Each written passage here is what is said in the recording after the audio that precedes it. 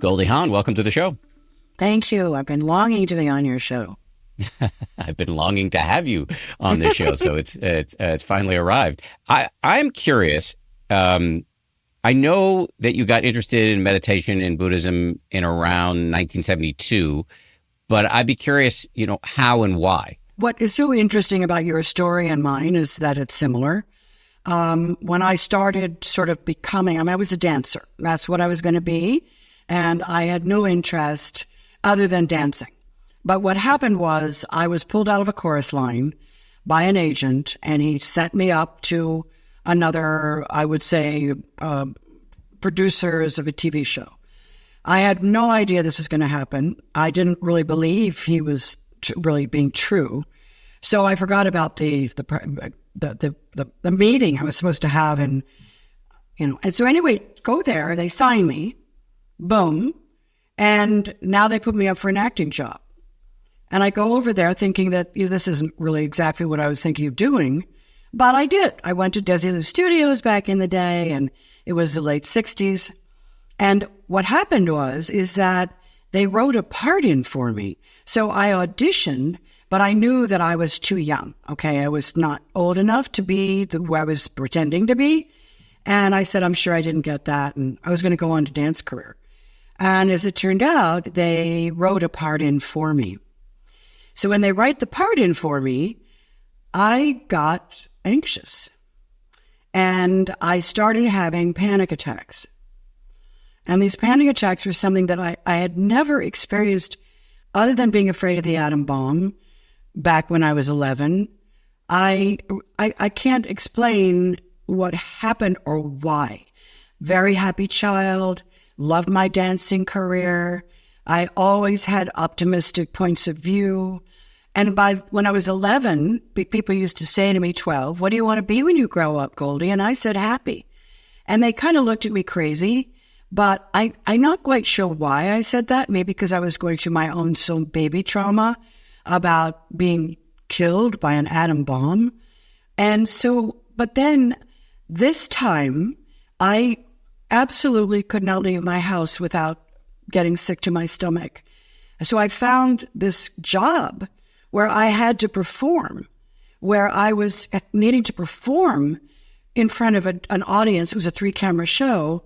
And I can't explain what I was experiencing, although now I understand people have these panic attacks, they have depression, they have these areas of mental health and mental instability. But then I had no idea. I was a carefree dancer. I was a happy girl. So for me to not be able to go in public because I would get sick to my stomach and have to go to the bathroom, I would get dizzy, and I was frightened. So what happened was, instead of just wondering what was wrong with me, I went to a doctor, and I found a psychologist that I worked with, as it turned out, for about 9 years. And I look at that and say, okay, the blessing was the panic attacks. The route I took was to get myself better, because it wasn't who I wanted to be and it wasn't who I was. And that led me in 1972 to meditation. And I just decided it was the Beatles, it was like, all these wonderful things that were happening back then. And I decided that I was going to take and be initiated into TM. So I went to get initiated. They gave me my mantra, which was very secret, can't tell anybody. And then they ushered me into a beautiful room with a flower and incense and a candle and sort of beautiful wind coming through the window. This was in Westwood, California. And I can't explain. It's very hard. It's sort of like His Holiness the Dalai Lama says, how do I explain the taste of a tangerine? It's very hard to explain what it tastes like. And that's what I felt. I felt joy. I could hear my heart beat. I had silence, quiet. I feel like I met myself again, or I met my true nature again. And this was my first meditation. And I'll never forget what that felt like. So while I had finished doing my psychology, working with my psychologist, I started in this world of meditation and mindfulness. and understanding what was going on with me as a self-discovery person. Who am I? What am I made of? And all these questions that are reflective. But I found this to be incredibly healing and very, very effective, and took me, as we'll talk about, into a whole other world. The main dish for you professionally is introducing mindfulness to children. I will have mentioned that in the intro, and we're going to get to that in a big way coming up. But let me just stay with this narrative that you're describing, your personal narrative. So you mentioned TM, that stands for Transcendental Meditation. It's very popular, especially in Hollywood. I think some of that may be because Maharishi Mahesh Yogi, the guy who literally trademarked TM, which is an ancient Vedic form of meditation, was hanging out with the Beatles in the late 60s, early 70s, and so it got quite popular. So I'm just curious, is that the form of meditation you practice to this day, or did you end up taste testing other flavors? Oh, I went to other flavors. I mean, Thomas Merton, I went to more, trying to understand mindfulness in all different areas. I've studied a lot of religion because religion does fascinate me. It's based in some religions based in some very beautiful things. And I'm just curious about the mindfulness and also their meditative ways that they conduct their meditation. So, it's a journey for me to see that this was a very basic notion, including Jesus. And I've read, books on Jesus, Buddha, Jesus, these scenes, a lot of understanding about Jesus, who I think that was another, I guess, voice, if you will, to understand, why did he go to the desert? Why did this happen? And there's just what I feel is that when we're in a state of meditation, whether it's in whatever religion you're in, Kabbalah, is that it asks also of you to rise above yourself. And that, I think, is a very important aspect. We need more of that today, to be able to self-examine who you are and what you believe, and also feel that feeling of incredible spirit of things that we can't always answer, but we know that are there for us, and they fill our heart and they fill our mind in a very healthy way. It's interesting you talk about getting out of your own head or rising above yourself. I would imagine that's tricky when you're incredibly famous and your product is you. What I learned very early on, because I was 21 when I went to a psychologist, 22. But what I learned was, through my focused attention and my meditation, but also from him, I learned that people look at you as basically like a Rorschach test. You're really something that someone's perceptions will put on you, whether they're positive or negative. And I would learn through my meditation to witness things rather than to be it, to actually witness other people's behavior, knowing that everyone has a different perspective. Everyone comes with their own set of problems, and you never can sort of look at, why did they say that? Or how come they love you so much? And why is this happening? I didn't have to answer it. I just watched it. So I didn't fill my ego. I didn't want to. I didn't get that. I just became more scientific about how I looked at these things. So I didn't go to bed feeling bad or good. I just went to bed like me. And I think that's what saved me by climbing so fast to, when I was on Life, and it was like, boom, what happened? But I had so much study before that period and continued on through it, because had I not had this skill, I would have been confused, about all of it. But now I'm not. And I wasn't then, because I was able to say, Goldie was a darling or whatever, right? I don't know. But in the meantime, I really thought to myself then, I was 24 years old, and I thought, they love to build you up, right? You find something new, this pearl landed from Mars, whatever. But it's only so long before the press and things like that want to bring you down. And how I knew that at 25, or perceived that way, gave me just sort of a balance, a level-headed idea of looking at consciousness, looking at people for who they are and for who they think they are, without any, I'm not putting fingers, but it helps me understand the vast nature of the psychology of each and every person.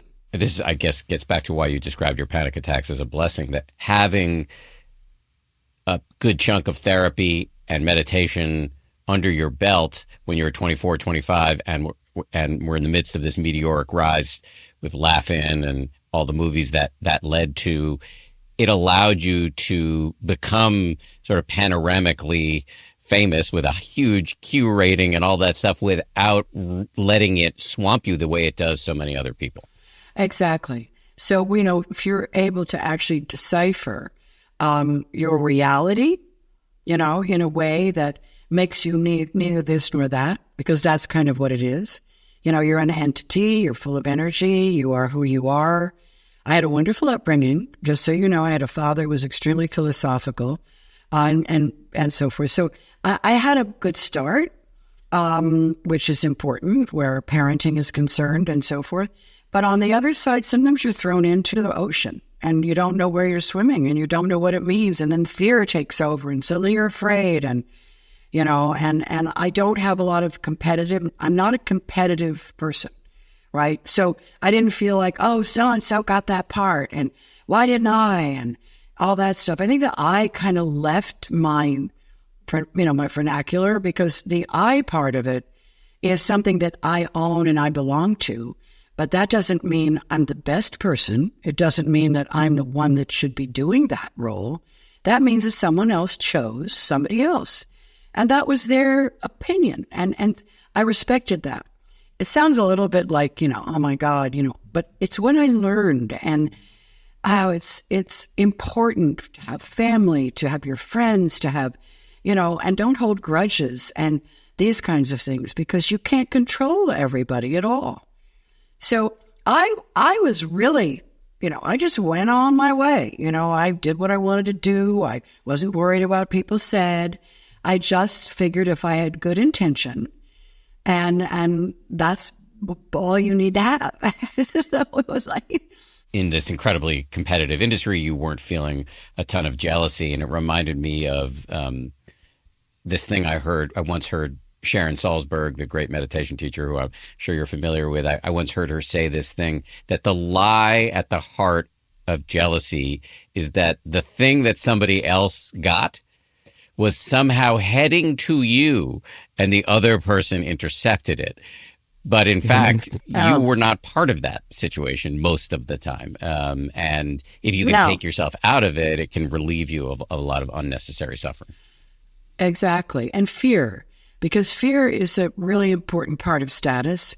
So if you're fearful that you don't have the status that you had, or that someone is speaking ill about you, or it's going to bring you down in some way, then you can't be productive. You're totally focused on what you don't have, and then you point fingers. I mean, there's just so many things that lead to retribution, being unable to forgive.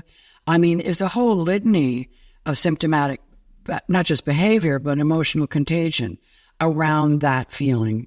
So she's right. It's always like somebody else is going to get more than you do. There's this, you probably know this, but so science research that was done many years ago is that no matter how much money you have or where you are in your neighborhood, if somebody has 5 cents more than you do, then it's going to create your imbalance of having to get and jump that to trump that. Yes. And then that will make you feel better.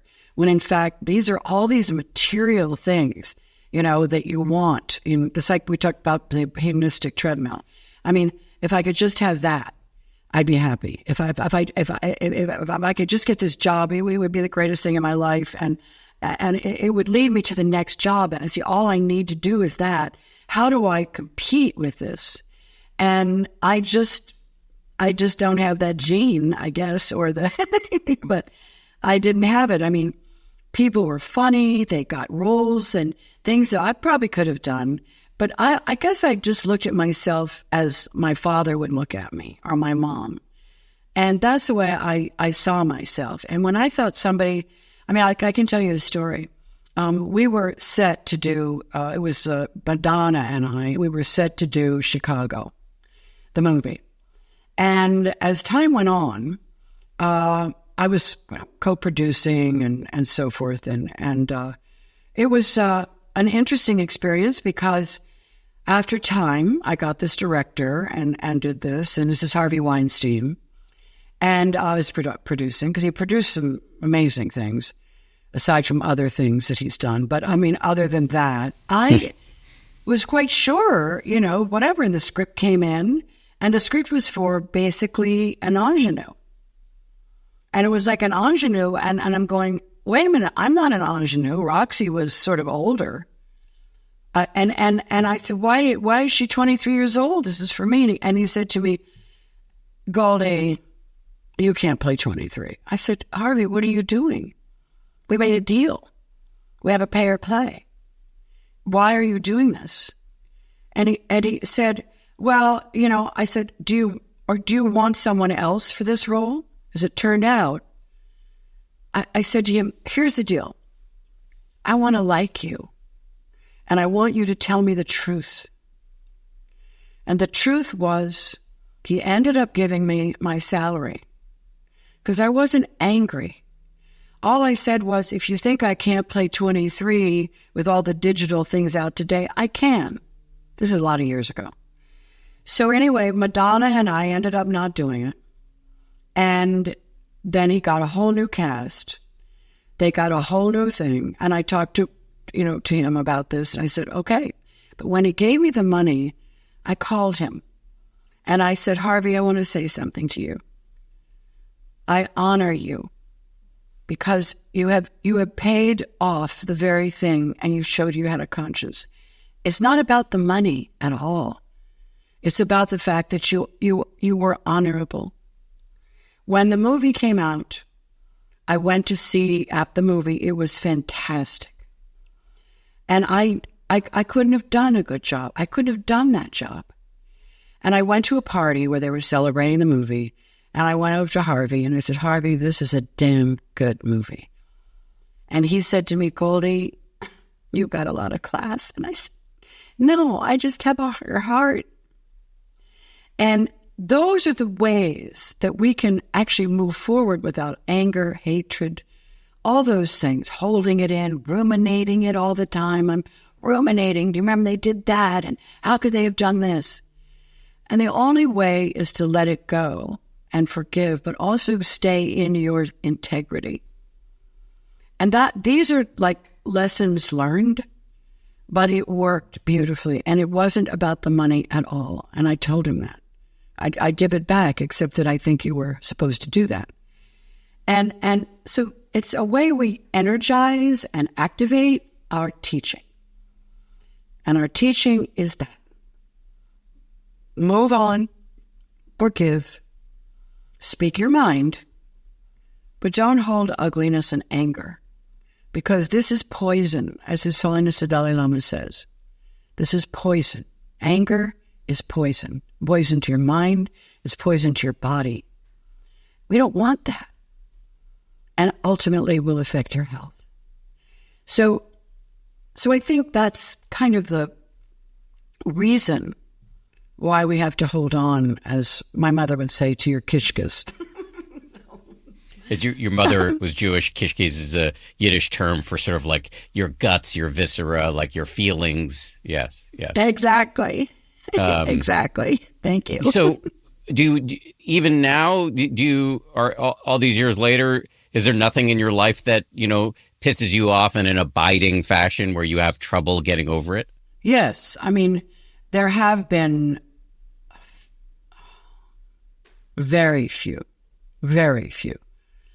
I think that when I see people, one of the areas is with my children, for instance, they made mistakes. They did stuff. They were teenagers. I got mad, and I felt that they had to treat people well. that they had to be humans that cared, that they had to, I don't care if you spill milk, just as an example, as a silly example, or have a party in the house, when daddy's not there, or the fact that they lied to somebody. That's when I get it. That's when I get angry. And I look at some people's behavior and I'm astonished. So when we look at behavior, especially when behavior is done with you, and I won't be specific on this, but there have been moments where I feel, where was their honor? How couldn't they have just mentioned this to me early? Why is, if we could get along that way, then there are no mistakes? And why can't people say they're sorry? There's so much health and joy and wisdom in being able to say, I'm sorry.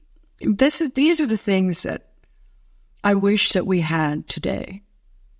I wish we had the ability to say, I'm sorry.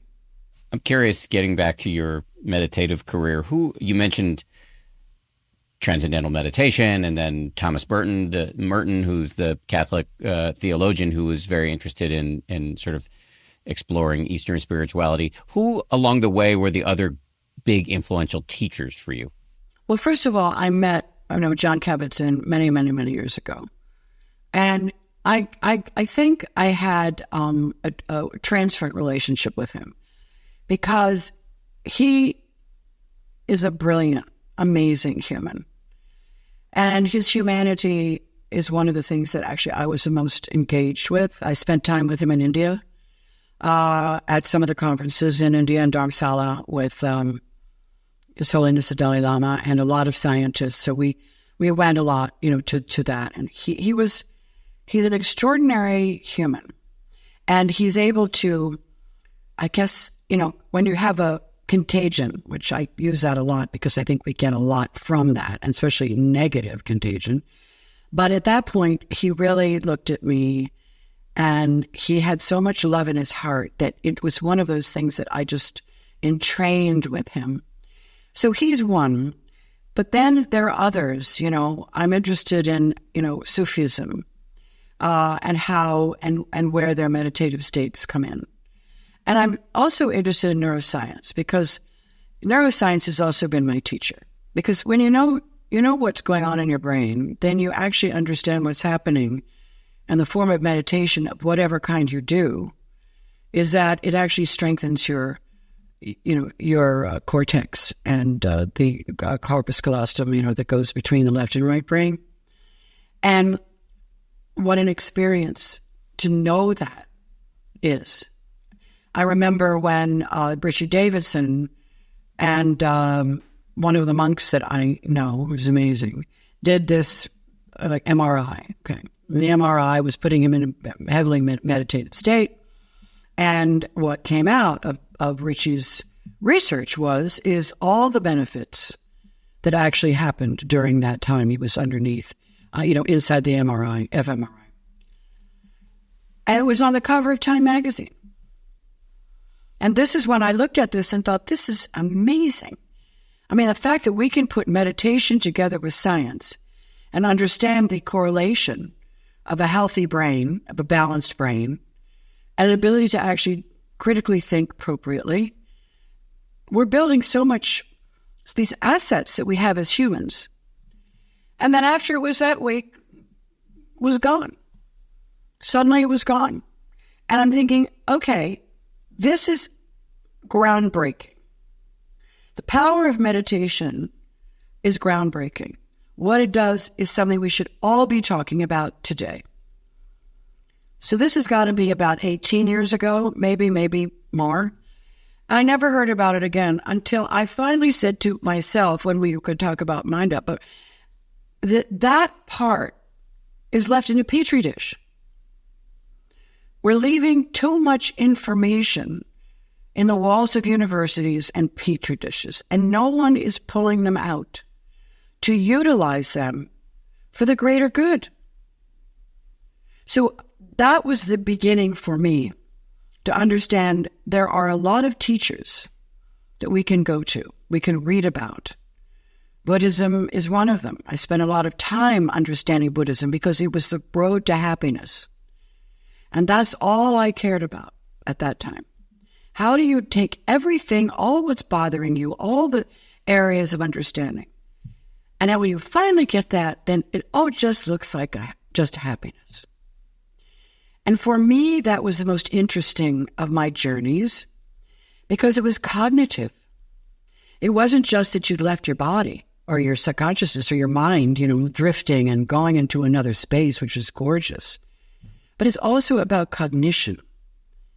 And once we cognitively engage with these positive affects and basically implement them, then how are we using the science that we already know and offering it to everybody else outside of the Petri dish? So this is one of the areas when you talk about, well, who taught you, how did this work? By my own example, I had a mantra that was, His Holiness gave me. It was green Tara. And that was my mantra for, I think, most of the time since I've known him. And I also sometimes when I'm quieting my mind, I will go back to my TM because it's not quite as, so much, right? But I think that particular part was the most interesting to understand more about focused attention. And one of the things that brought me so much joy, when I would have, now this is just imagery, this is not idolatry, okay? But in the path, if you will, the Buddhist path, they actually have different, for instance, taras. They have red Tara, they have green Tara, they have white Tara. And each one stands for another state of mind, another way of being. So if you meditate on your Tara, let's say mine was green, I could image in my own mind, and I've got my pictures everywhere, in my meditation room, but I can see her in my mind. Every piece of her, every curly cue, every nose construction, the mouth, the way the mouth went. And when I would do that as my meditation, I would get this lump in my throat. I wanted to cry, but it wasn't tears of sadness. It was tears of joy. And that's when I realized that I was only focused on one thing. And it cleared me out to find my happy soul again. This is a personal experience. This doesn't happen for everybody. People have a different kind of experience. But that was mine. And I got filled up. It was extraordinary. And then there's Tonglen, which is another experience where you bring in all the sorrows of the world and the sickness of the world. It's another meditation. And with that, you transform that darkness into light. And now you can push it out into the world in your own consciousness. So I would feel that light inside of my body, right around my heart chakra. And I felt so happy, so good, like I'm giving something back. I'm trying to transform all the negative energy I can into more positivity. Now look, whether that happens, doesn't happen, we're refining our own state of mind. And I think the brain takes note of that. Because when you have a happy heart, your brain feels it. When you are experiencing stress, your heart feels it. So reducing the stress and being able to really focus in on some of these things that make you feel better. Because here's how I think. If we don't do this for ourselves, then we're looking away from the state of the world. We aren't noticing what's really going on. So to become aware, to become empathetic, to understand, and to understand how to take care of yourself. Actually, if everyone could do that, we probably would have a kinder world.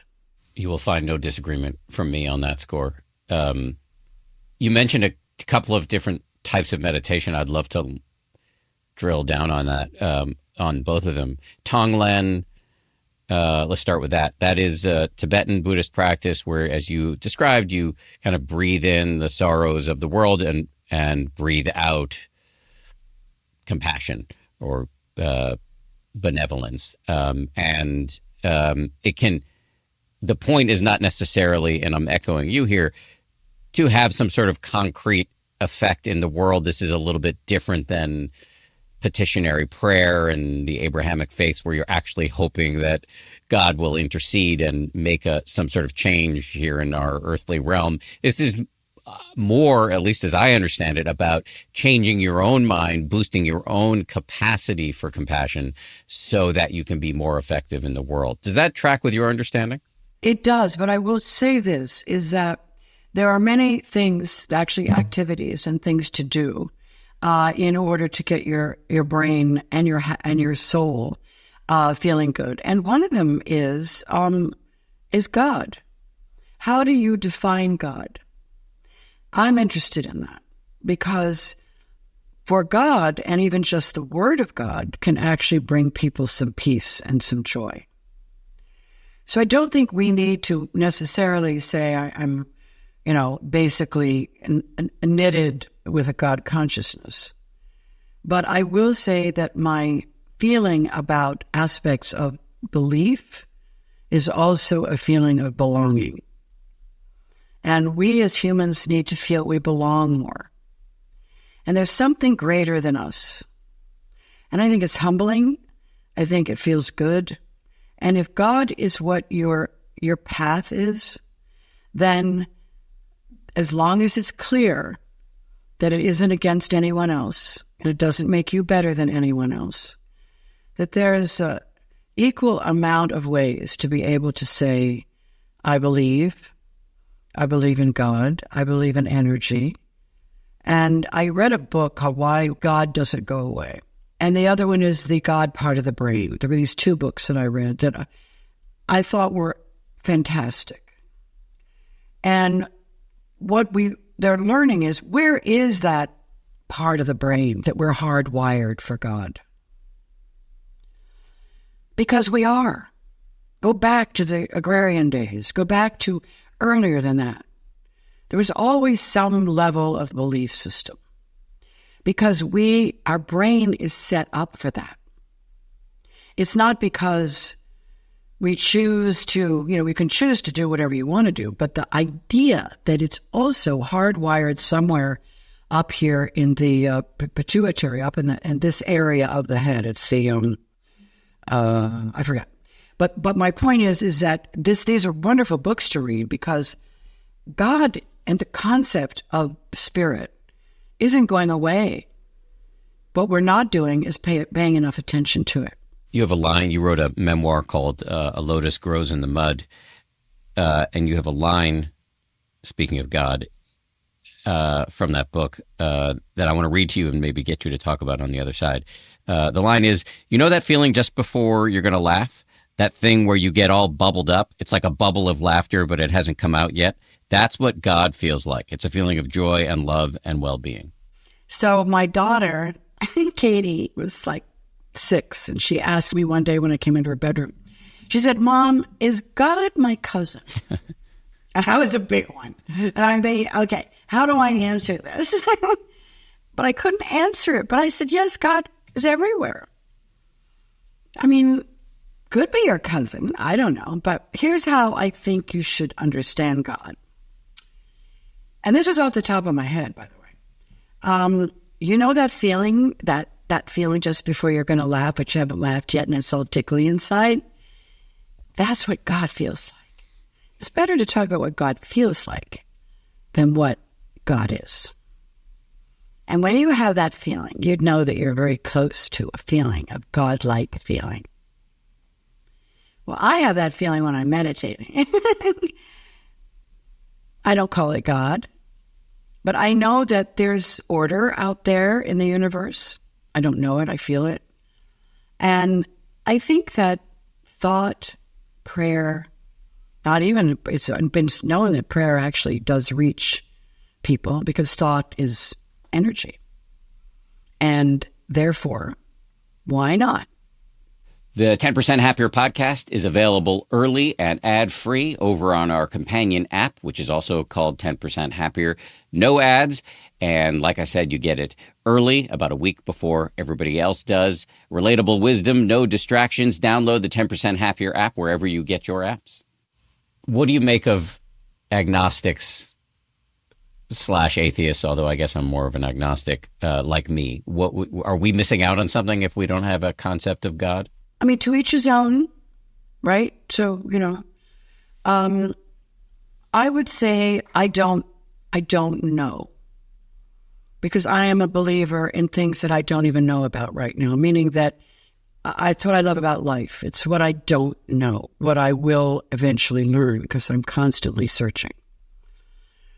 But from my perspective of what I understand, what I feel when I'm in this place of, I wouldn't call it reverence, I would call it interconnectedness, okay? It's extraordinary. But it doesn't have necessarily God in there, okay? So this is what I'm saying, is that if you don't believe in God, or, you believe when we die, that's it,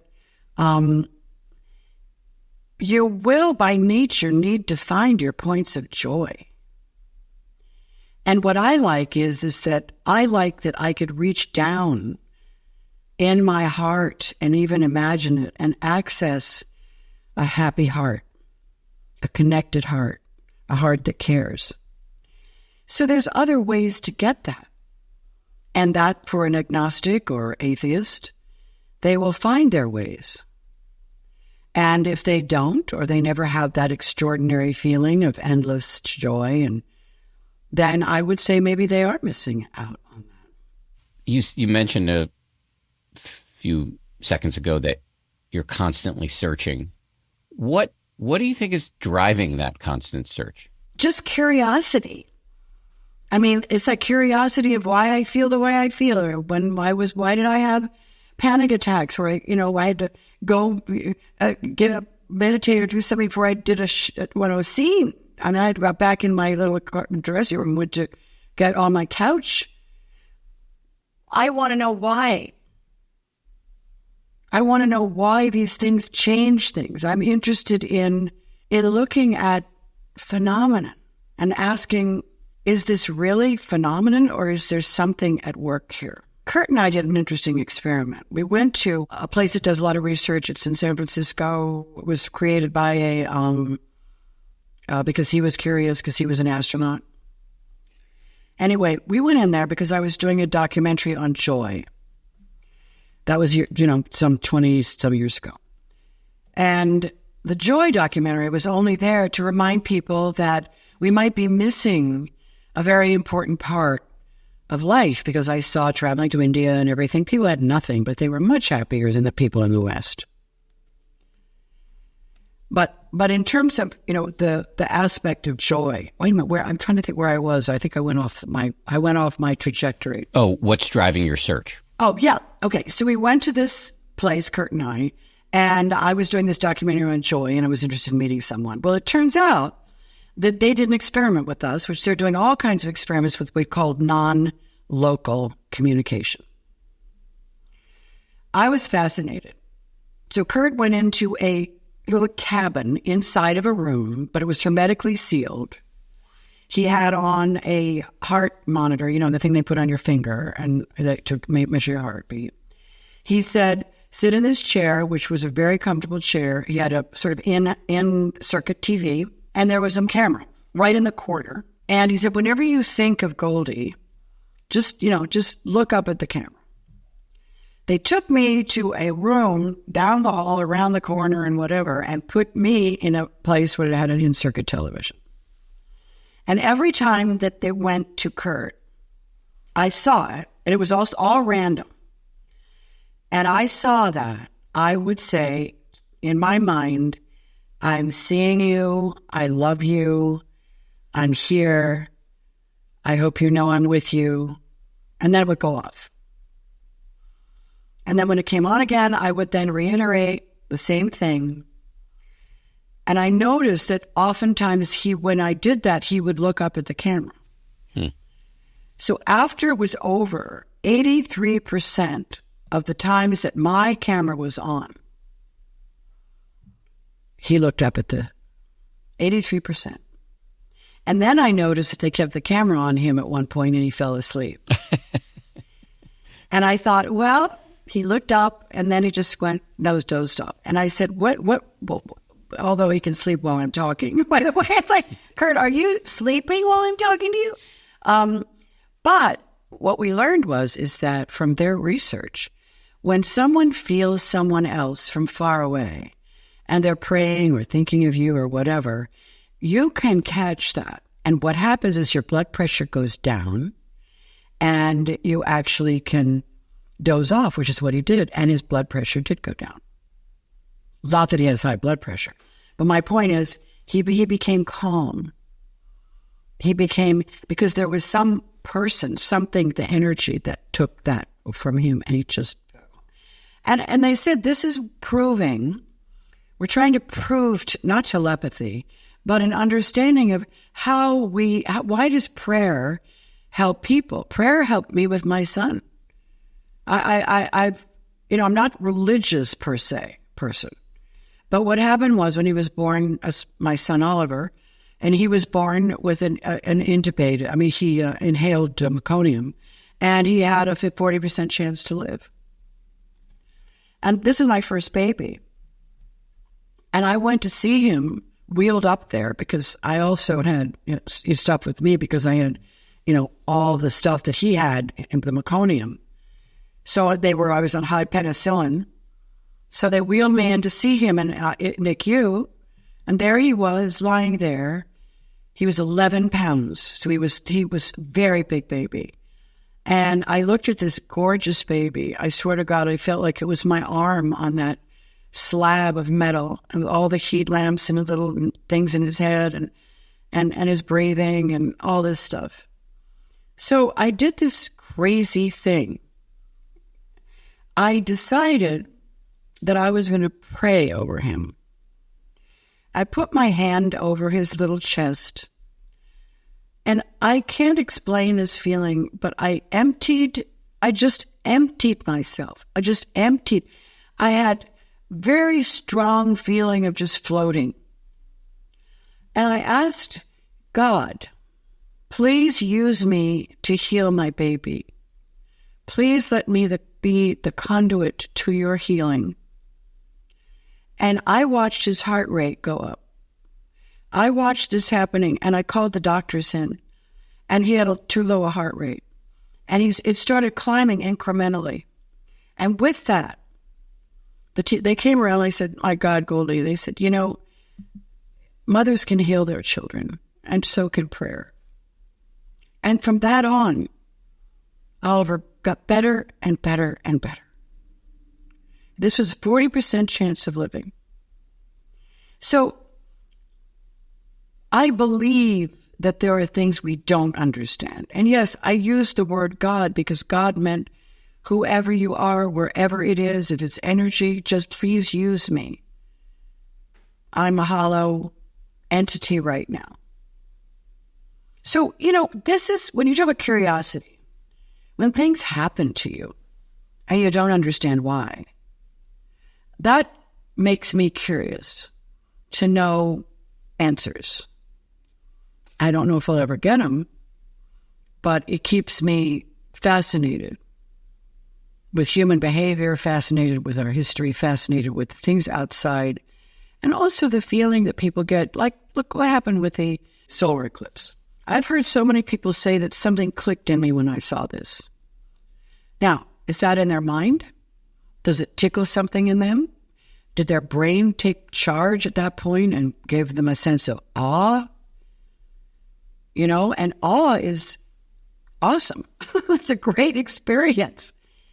And does it change or give you more perspective about who you are, how you feel, and the magic in you? What is your meditation practice like today? How often do you do it? How long? What's the specific practice or set of practices? Every now and then I will sit. Okay.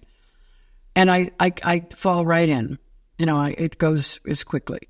Sometimes I am so working on my program, working on things during the day, that we can make all kinds of excuses not to sit. What I do is I don't sit for 20 minutes. I mean, I do. I have, my God, But I also take 5 several times a day. I'll sit there. It's like, this is what I do sometimes. And I say, even if I I do this too, this is crazy, but sometimes if the tension is too much around the table when we're eating dinner, I'll just go to the bathroom and take a break. And I will have a quiet time for myself and a meditative time. The research, which I'm really excited about, is whether you do 20 minutes in the morning or 20 minutes in the evening, if you actually do 5 increments 4 times a day, it actually is very good for you. So in order to get a handle of your day and how it works, the brain begins to entrain to that experience. So you're actually giving yourself this time 5 times a day when you do a little bit when you get up, and 5 minutes when you have to lunch, and 5 minutes here, another 5 minutes before you go to sleep, or just get ready for it. Not before you go to sleep, but just in the evening before.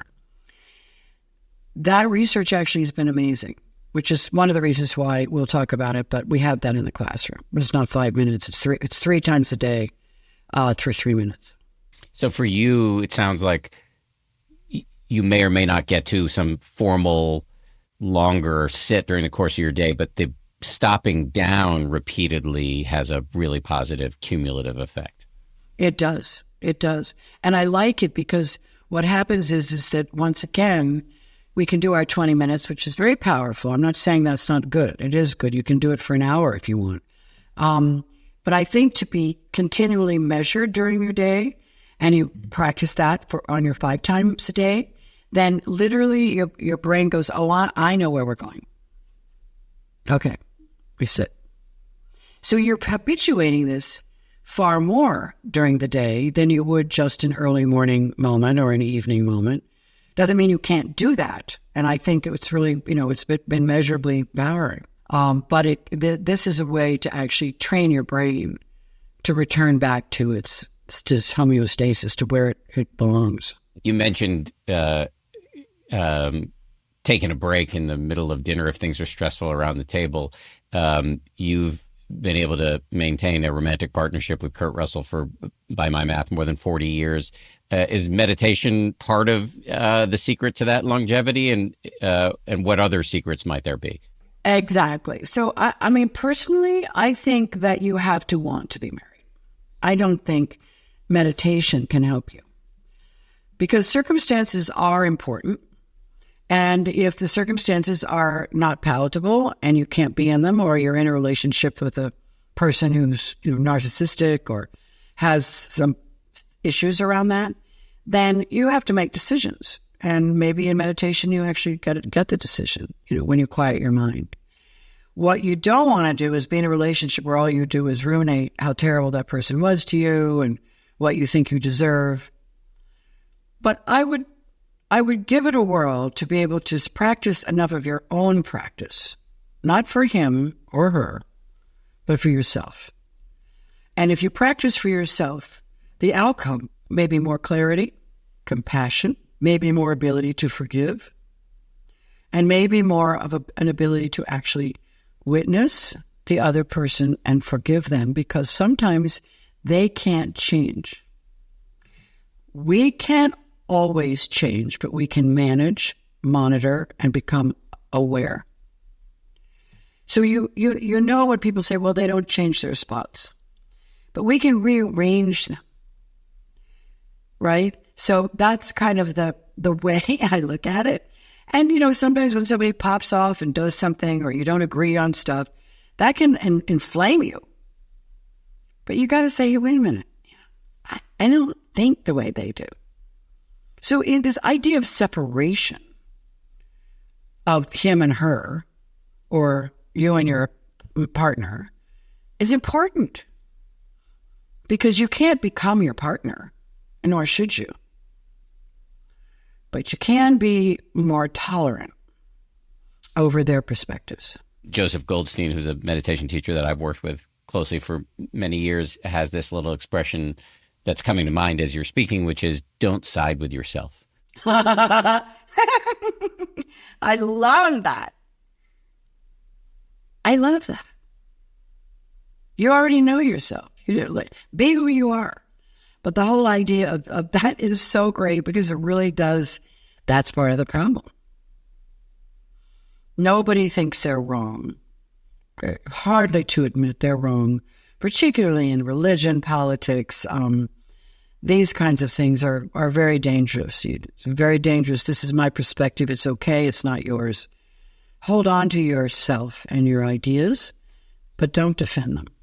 In a long-running romantic partnership, to be able to ask yourself the question, well, why does that person see things that way? There must be some rationale rather than just going straight to anger or condemnation or contempt. It's very helpful. It's very, very helpful. I think there are hardwired things that they can actually work on, but everybody has a different kind of upbringing.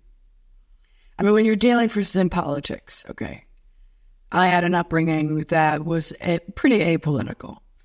You know, we didn't discuss politics very much when I was little. Mom, I think, was a Democratic. Daddy may have been a Republican at some point. I forgot who voted for Eisenhower. But it was never a point of contention.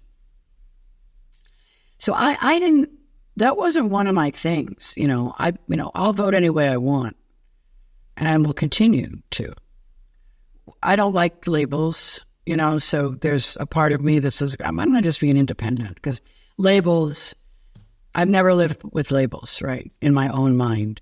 But the other person may be grown up with a very arched conservative perspective, and then that's how you grow up. I think that these are the things we should think about rather than blame. I think the mental health right now we have to talk about. But in terms of just looking at it like clean without looking at, I want to belong to this group because I don't know what group I belong to, so I'm going to feel better when I get to be that or I get to be that. That's different. But in terms of just understanding how they grew up, it's really important.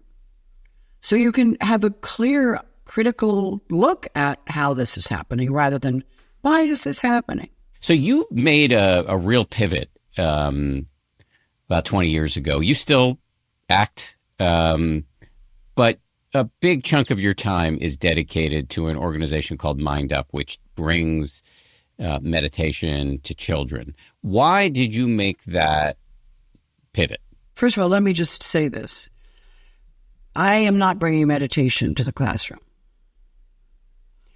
I am bringing neuroscience to the classroom. Because to me, the road in is to teach children about 3 parts of their brain, which is the emotional system of the brain. Kindergarten through 8th grade. People said, you'll never do it, you can't do that. And then I was doing 3 times a brain break a day. And I call them brain breaks. I don't call them meditation. Because back then when I started, it was a mitigating force of getting into schools or understanding how this could work with school children. So that's called a brain break. And that was my coin that. You'll hear it by other people, but that's what I coined it 20 years ago. So just in clarity, it's mindfulness. It's becoming more mindful, but all based in neuroscience. So everything in that product, MindUP, that product is about everything you do correlates to neurological connection. So they know that when they give a gift, what's happening in their brain. So we teach them neuroscience for a reason. It gives them cognition to having their brain breaks. They get to know how to manage their emotions because they realize that the amygdala is basically out of sorts and the prefrontal cortex has just gone offline. And they can't think. So they're learning how to self-regulate. And this is the area, because if we don't give context in cognition, cognitive ways of understanding what's going on in my brain, what's happening, that's why I did this. But I did it because I wanted children to be happier and healthier. I did it after 9/11, being very concerned with what was happening with children during a time that I felt, at least then, that the world had changed forever. So I took everything I learned on my happiness documentary about the brain, about where we are, and I created a panel of experts to create MindUP, taken from the original happiness. At that point, we went into, and I did this in Vancouver, BC, and at that point, we went ahead, created this program, and then it started to be researched, because I would not go out anywhere without positive research that this actually worked. And what happened was this woman came back, she's Kim Shonert-Reichel, an amazing research scientist at the University of British Columbia, and she came back, she said, Goldie, this is insane. I mean, I've been doing these programs for 20 years. This was 20 years ago. And she said, I've never seen research like this. For 12 weeks, and it was a 10-lesson program at that time. We had children that slowed way down aggression, way down. Kids worked better in the classroom. 83% said they could make themselves happier now. They were talking about English and math. Scores went up. The teachers were out of their mind, could not believe their ability to self-manage their emotion. And one little girl in that particular classroom, that we found out that she was now on a curb and her aunt was there, and her aunt pulled her onto the curb. She was done with, and she said, Auntie, do you know what saved our lives? And of course she thought it was going to be her. She said, our amygdala. So when the children really understand the basis and the foundation of how they think, feel, and become overly emotional, they're learning now how to breathe and focus and do their brain break, because they know that the amygdala, which is like a barking dog, goes back into the doghouse, and now the prefrontal cortex opens up. Now I can think better, analyze better, create better, remember better. And all of these things actually have context to them. It's a story that they can tell themselves. So then we did another research, and then another research, and we're one of the most researched programs out there, because I want to find out more. I want more information. So now what we're doing is, then we have done part of it, we're going to do the other part of it now, is basically an epigenetic study. So how does 3 times a brain break, understanding the brain, doing positive psychology, threading it through your day, so your day becomes an optimistic day, it becomes a positive day, it becomes a great learning day. How does it affect your genetics? What has come back so far is unbelievably, I mean, my whole board just cried. I mean, if we can prove with other research that this actually can change and the expression and of our children's genetics in a way that is positive, then we need to look deeper at how we are educating our children to be able to give them preventative mental health program that will actually do for their health as well as their mind and their mental health. So I could keep going when it comes to researching. We're researching now, something that we're doing in New York City, and that is we have got a deal there in New York City, and we're working with the kids in the schools, but these are neurodivergent children. How is it working with them? And one of them in the class had autism. He was a non-speaker. He could not speak. He was, obviously nonverbal. And then in 4th grade, he's now speaking and so forth, and surely quite autistic. But he was asked by the principal now, and he's doing MindUP. He asked by the principal, would you like to come up and ring the bell? We're going to do our morning MindUP, brain break. And he said, yes. He goes up there, and she was so blown away, she called the office. This little boy not only rang the bell, but he led the entire brain break. He remembered everything. Sit quietly, put your hands in your lap, rest in the chair, take a deep breath in, let it out. She said I was in tears. What I'm getting at is that when we can prove that mental health preventative programs in our classrooms, starting at an early age, we will then be able to give children the gift of a lifetime. Also, potentially have an impact on the course of history, because so many of our problems these days are the result of the amygdala. I mean, they've always been, but we've always had trouble managing our emotions as a species, but now we have nuclear weapons and a planet that requires global cooperation in order to solve massive problems like nuclear weapons and climate change, et cetera, et cetera. And so if we can't get over ourselves, it's going to be a big problem. I know. I mean, this is back 20 years ago. Well, for the other part of that discovery for me is that I started looking at the state of mind of children after I thought, bring them happiness and, give them, good positive psychology, make them happy, that. When I really ripped into gear, my heart ripped into gear, because I saw that 10-year-olds to 15 was the third leading cause of deaths. And I said, wait a minute, okay, I got to put this in my mind. You mean children aren't taking their lives? And their medication is flying. And now we have, all this other stuff, which she's got at 15-year-olds, and then looking at the other suicide of our babies. And I said, what could be so horrible in their life? They need to have a childhood. What is creating this stress? So these are the things that put me into gear to try to find out more. And now today, more than ever, this thing I remember saying back then, don't turn a blind eye to this mental illness, because it could grow if it's not taken seriously. And here we are. And everybody now is going, well, how do we do? And what do we do with this? And how do we handle it? And no one really has an answer. I mean, more nurses is not the answer. More, Band-Aids, which God bless them. I'm not putting it down. I'm just saying we've got to really think about what and how we're teaching our kids. They go home and teach their parents, by the way, on how to calm down. I'm heartbroken because no one knows what to do. And that I think is that we just got out of hand and no one was looking back in the day when these symptoms were starting to become present and that we're aware of them. But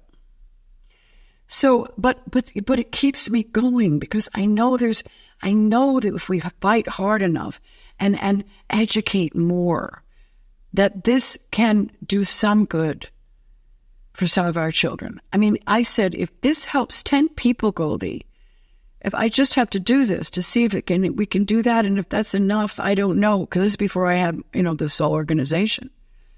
But I did it because I just felt if I could help 10 kids, maybe that would be something. Now it's several million.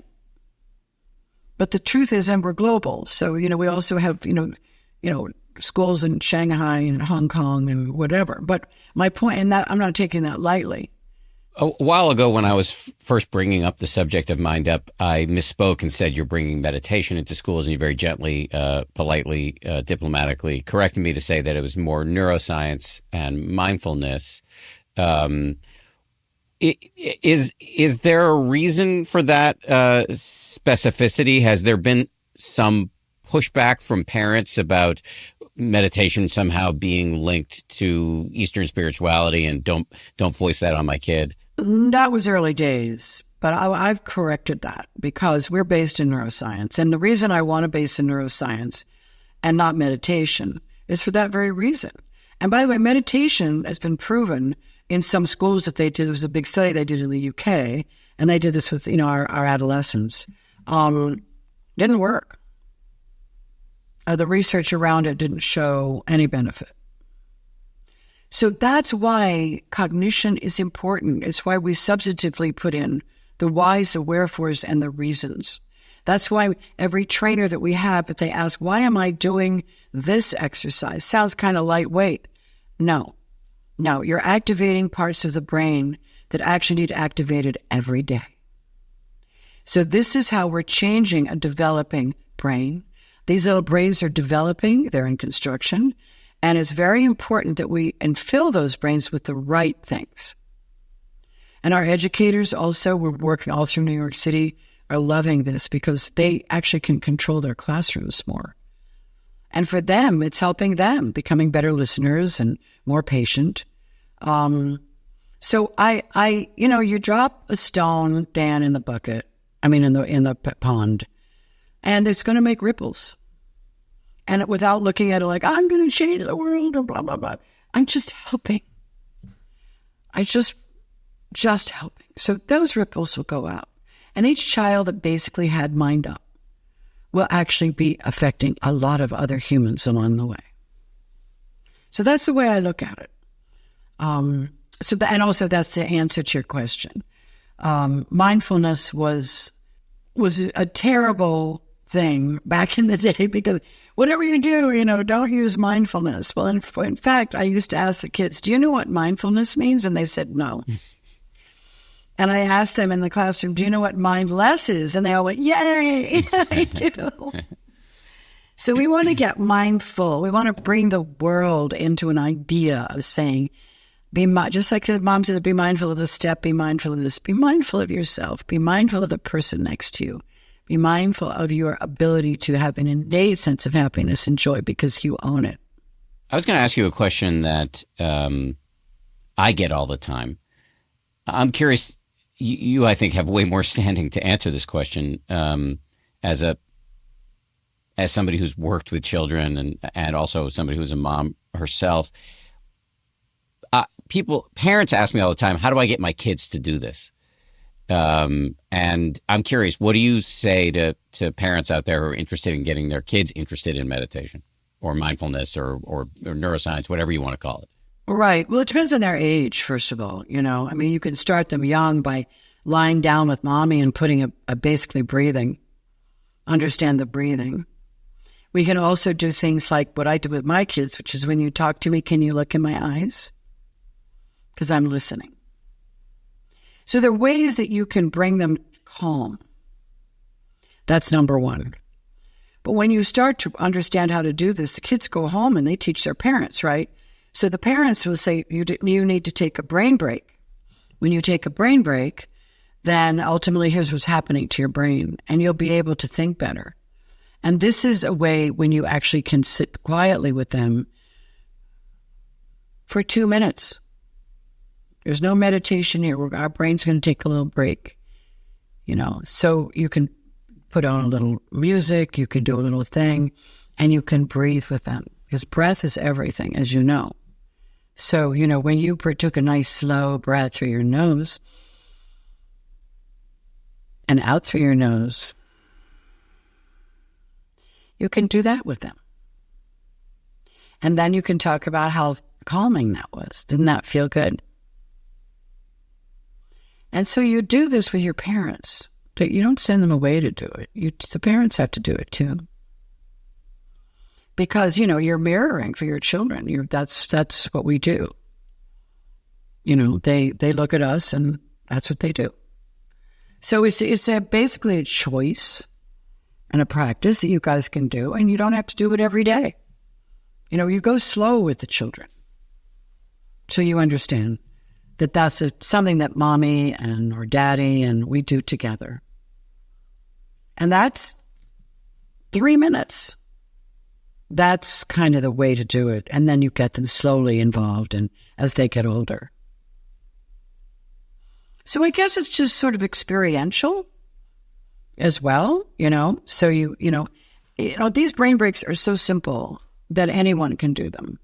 But what happens is, and I see this oftentimes, that there's confusion around them. But you don't need to confuse. You just need to breathe through your nose and out. If you want a little chime, which is really great because the brain attaches to that sound, right? So you can just do the chime and listen to it as long as you can until you can't hear it anymore. So what that does, it gives this little tone that you get to follow, and your brain gets to follow that tone. And it automatically sort of quiets them down. And then you breathe for another 1.5 minutes and you're done. So it's this nice habit, and it's extremely extremely important. Is there something you were hoping to get to in this interview that we didn't get to yet? I mean, this has been so much fun to talk to you. I just want to make sure that we hit everything that was in your mind. Well, as we're talking about MindUP, I would like to be able to say that, again, we are at mindup.org. So anyone who wants to learn more about it, or you could call Hello MindUp.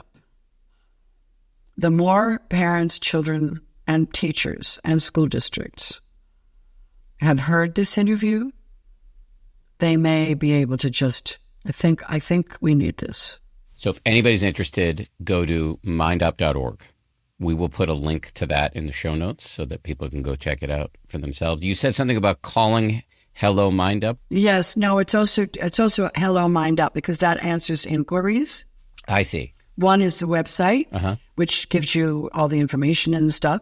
And then if you want more information, you go to Hello MindUp. And that's where you say, we want the program or, your questions. Well, excellent. Thank you so much, Goldie Hawn, for coming on the show. I'm glad we finally got you on. I know. I'm so happy. And, that's kind of like, I love the name of your show, 10% Happier. And that's 10% of everything. If we can get 10% of all these things, we'd be 10% better. 100% agree.